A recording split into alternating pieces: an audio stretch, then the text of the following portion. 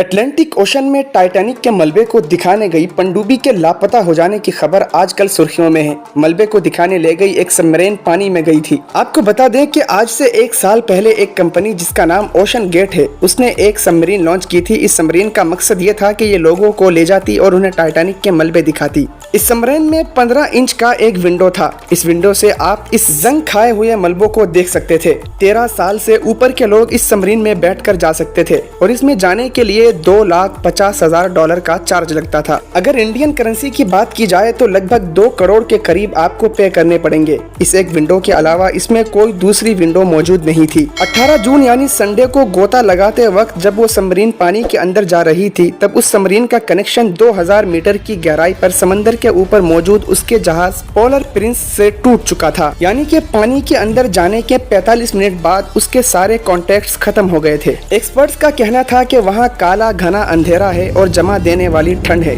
ये सबमरीन इतने बड़े ओशन में लापता हुई कि उसका ढूंढ पाना किसी के लिए आसान बात नहीं थी। इस पनडुब्बी को ढूंढने के लिए बड़े बड़े जहाज और 5 मॉडर्न रोबोट्स भी लगाए गए थे। ये सभी लगभग 5 किलोमीटर की गहराई पर 24,000 वर्ग किलोमीटर के दायरे में उस पनडुब्बी को तलाश कर रहे थे। जबकि वेडनेसडे की सुबह अमेरिकी कोस्ट गार्ड कप्तान जेमी फेडरिक ने दावा भी किया था कि पनडुब्बी से आवाजें आ रही है, लेकिन सबके माइंड में सवाल ये था कि इसमें मौजूद सभी लोग जिंदा हैं या नहीं, क्योंकि पनडुब्बी में अगले कुछ ही घंटों में ऑक्सीजन खत्म हो जाएगा। ऐसे में इन सभी 5 लोगों के बचे रहने की उम्मीद ना के बराबर थी, जिसका लेवल लगातार घटता जा रहा था। दूसरी तरफ दुनिया के सबसे बेहतर एजेंसियों को भी इसकी खोज में लगा दिया गया था। अगर टाइटैनिक जहाज की बात की जाए तो वो 41 किलोमीटर प्रति घंटे की रफ्तार से इंग्लैंड से अमेरिका के न्यूयॉर्क की तरफ बढ़ रहा था और महज 3 घंटे के अंदर 14 और 15 अप्रैल 1912 की दरमियानी रात में टाइटैनिक अटलांटिक महासागर में समा गया था,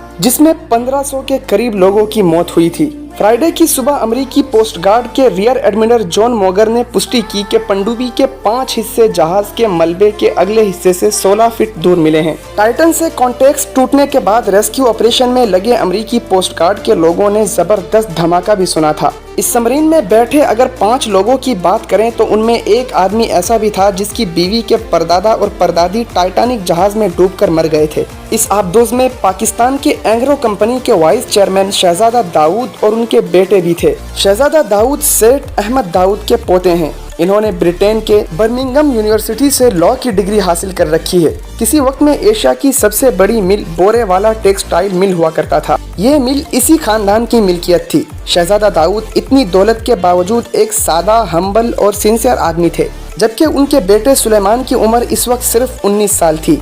सुलेमान भी इंतहाई ज़हीन और साइंस में बहुत ज़्यादा इंटरेस्ट रखने वाले आदमी थे। जबकि इसमें सवार दूसरे आदमी हैमिश हार्डिंग की बात करें तो वो ब्रिटेन के एक बड़ी कंपनी के मालिक हैं। उनकी कंपनी प्राइवेट जेट तैयार करती है। इनके पास ज़मीन के तेज तरीन चक्कर लगाने का वर्ल्ड रिकॉर्ड भी मौजूद था।